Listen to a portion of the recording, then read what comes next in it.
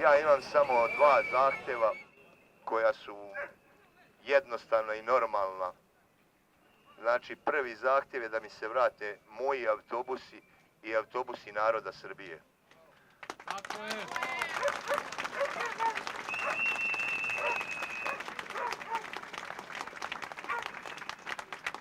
I drugi zahtjev je u protekle dane koje su prijave i kazne sve ispisane na moju firmu, da vidimo, stojim da se to reši, jer to su sada milionske kazne.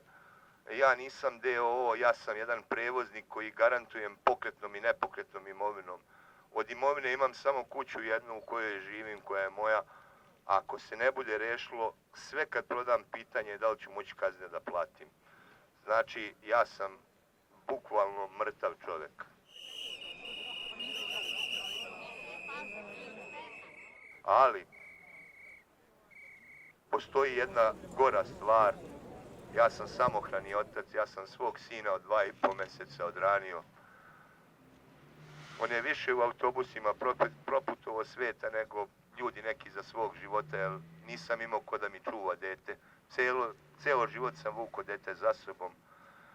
I moje dete ne mogu da odvratim od sebe, moje dete će štrajkovati glađu zajedno sa mnom. Pa idemo, dokle idemo, a ova država nek pogleda šta je uradila. Nema obzira ni prema meni kao danu. Ne mogu da se... Mogu nešto čuti.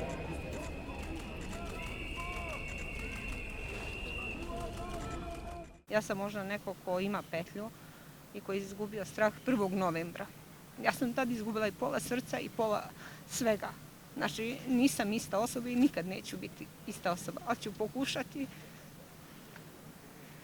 da dođem do pravde zbog svog deteta, zbog svih nas, zbog naše budućnosti, zbog ove dece. Ja ne radim, ljudi, ovo samo za svoje dete i za svoju budućnost i za budućnost svog mlađeg deteta. Ja radim za sve nas, za svu vašu decu, za svu našu decu, bukvalno za budućnost svih nas. Ako ćemo da živimo normalno, moramo da se udružimo i da ovo rešimo. Ako nećemo, mi ćemo živjeti ovako ko zna koliko još godina. Ovo ne može ovako da se živi, ovo nije život ni za koga od nas.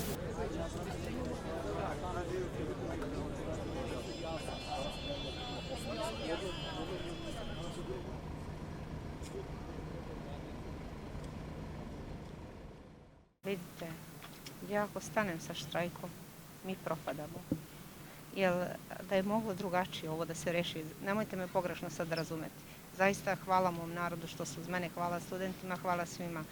Ali verujte mi, ja da nisam ovo uradila, ko zna kako bi se ovo završilo, ja imam osjećaj da bi se to za nastrešnicu sve zataškalo. Za Dijanu Hrku to je bio 11. dan štrajka glađu. Dan koji je, umjesto na nogama, provodila u invalidskim kolicima. Velikom broju novinara koji su došli da čuju njeno obraćanje objašnjava da je malaksala. Te večeri prvi put prima infuziju, ali se potom vraća u šator i nastavlja štrajk. Kako sam shvatila da mnogo stvari zavisi sad od ovoga. Tako sam shvatila i shvatila sam jako ozbiljnu ovu situaciju. Ovo može biti kobno po mene, ali ako bude kobno po mene, možda će po vas u budućnosti biti dobro. Možda će ova deca konačno da žive normalno. 80 km dalje prostire se novi šator pred još jednom institucijom.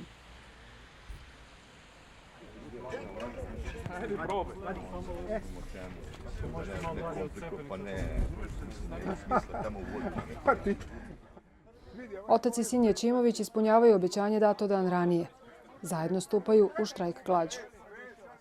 Vi morate da razumete da sam ja to dete odranio 2,5 mjeseca. Da to dete nema nikog semena. I ne zna za nikog semena.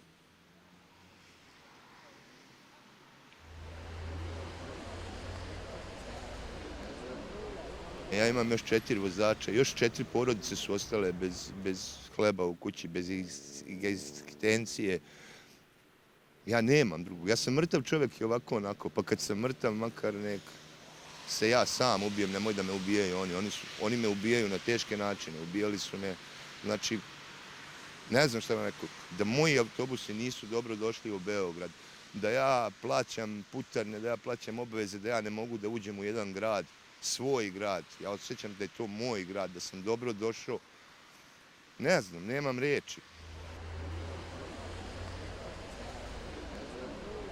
Pa očekivao sam pritiske, ali nisam baš ovake u ovim merama nisam očekivao. Znači, da dozvole da jedno dete od 16 godina hapse iz njegovog autobusa na moje oči, da mi prete, da mi čak u školu su mi upadali batinaši da mi traže dete. Kaže, prijavi policiji. Koje policiji?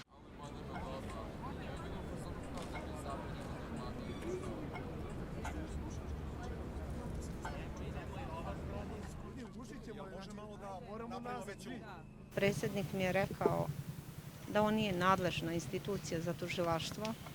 Ja ću mu reći sad. Neću reći da govori neistinu, nego ću mu reći direktno da laže.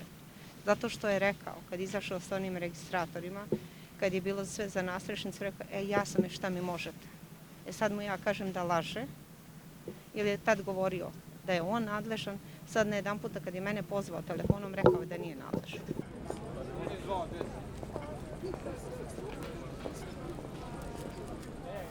Kako ga nije samo sramota? On meni da oprosti, on meni nema šta da oprosti.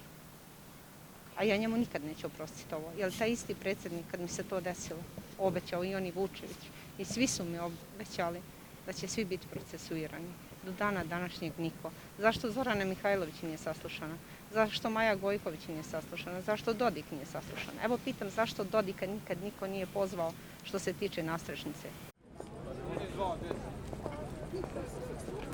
Je tužilaštvo da krene da radi za nastrešnicu. Morali svi da se procesuiraju, jer godinu dana je prošlo. Jel vi znate koliko je studenata uhapšeno koji nisu krivi? Vi znate koliko je naše dece vezano za krevete bilo? Vi znate šta se našoj deci dešavalo? Ja sam bila svedok kad je 15 policajaca tuklo jednog studenta i vuklo po ulici. I ne može meni predsjednik da kaže nije to istina. Bila sam na svim mestima. Policija ista krenula mene da bije 1.000.000 puta. U Valjevu, kad je krenuo policajac za udarim pendrekom, da nije veteran bio višlji od mene, ja sam goloruka stajala ispred kordona, postoji slike na svim mestima gde sam bila. I u Novom Sadu, da, ali u Valjevu je uhvatio iza mene veteran pendrek. Znači dobila bi ga preko glave, baš po sredini glave bi ga dobila. U Novom Sadu veterani su, znate da su pretučeni zbog mene, zato što su me zagrali da mene zaštite. Koja policija, kome da se ja obratim? Kad mi neko kaže, jeste prijavili, kome da prijavim? Ajme sad da recite, kome da prijavim kad u ovoj Srbiji, u ovoj našoj Srbiji ovde, ništa ne funkcioniše, ovo i tamo preko ograde sve funkcioniše.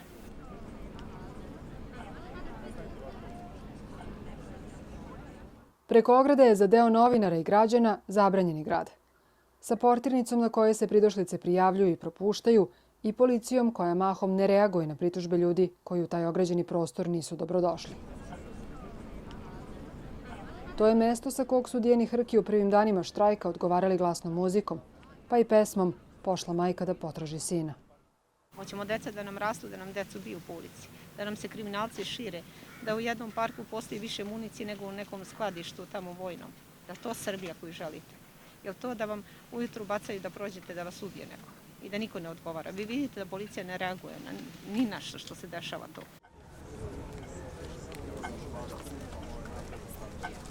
A ja poručujem tim majkama, ženama dole, setite se kad dođete kući, zagrlit ćete svoje dete.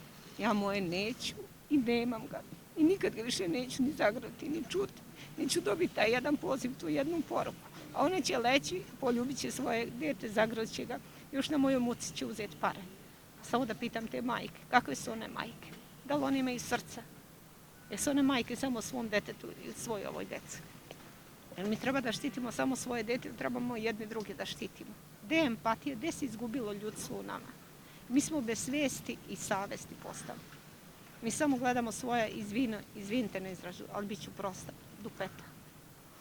Nema više ono da zajedno pijemo kafu, da se družimo, da smo jedni drugima tu. To se izgubilo. Zato smo došli do ovdje. I samo kad vam kažu ćutite, može gore. Od ovoga gore mislim da ne može. Oko šatora Jaćimovića nema Ćacilenda, ali ne izostaju provokacije. Njihovi prijatelji koji danonoćno dežuraju tu pričaju da se one događaju uglavnom ujutro. Jel vas stvarno nije sramota? Majke, jeste vi majke, ili imate decu? Jesmo mi, gospođo. Majke, jel imate decu? Bilo je jutro i kada su zaposlene u pokrajinskoj vladi poslate da sa ograde uklone poruke podrške za Jaćimovića. Ili kada su muškarci u crnom skidali transparent sa kamiona parkiranog ispred. Prošla je ponoć kada su sa zgrade preko puta skidali drugi. Ništa nije kao ga ne očekujem. Ja sam ušao i ovu decu našu podržao svojim srcom. Ko hoće, hoće, ko neće. Mnogi su neutralni, sede u stanovima, vjerojatno im je dobro. Vidim da su kafići puni, niko ne reaguje ništa. Ja ne zamerim tim ljudima, verovatno im je dobro i ja se slažem s njima. Meni nije dobro, ja sam ovdje gdje sam. A što sam podržao djecu, sad da je ponovo, opet bi isto sve uradio što sam uradio. I dok se svuda oko njih život odvija, čini se nesmetano, podrška građana ipak nije izostala. Posao umetnosti jeste da stvara bolji i lepši svet. Mi ne možemo da glumimo ovdje otvaranje izložbe dok taj svet izgleda ovako kako izgleda i dok naša zemlja izgleda ovako kako izgleda. Od umetnika, preko nepregledne kolone srednjoškolaca Milanovih vršnjaka, do prosvetara. Skupili smo se ovde da podržimo Milomira i Milana Jaćimovića, koji su se odlučili na očajnički potez zarad sopstvenog opstanka. Ono što je prestrašno u celoj ovoj priči je činjenica da 16-godišnje dete, koje ne može da se odvoji od svog samohranog oca, štrajkuje glađu. Oni hoće samo pravdu, svoje autobuse i ukidanje milionskih kazni. Kažnjeni su zato što su podržavali studente. Podrška obrazovanju, znanju, ljubavi u ovoj državi je strogo kažnjiva. Zajedno sa majkom Dijanom Hrkom oni zapravo čine porodicu. Onu koja traži istinu i pravdu. Samo to. Ali ovdje je to nemoguće. I nije samo do vlasti. Pogledajte, osvrnite se koliko nas danas ima. U trenutku objavljivanja ove priče Dijani Hrk je 16. dan štrajka glađu. Milomiru Jaćimoviću 8. Njegov sin Milan prekinuo je štrajk, ali je ostao uz oca u šatoru pred pokrajinskom vladom. Niko ih od nadležnih nije kontaktirao, niti ispunio zahteve. Dijanu je telefonom pozvao predsjednik, pa je optužio da je razgovor snimala. Život se u Srbiji nastavlja.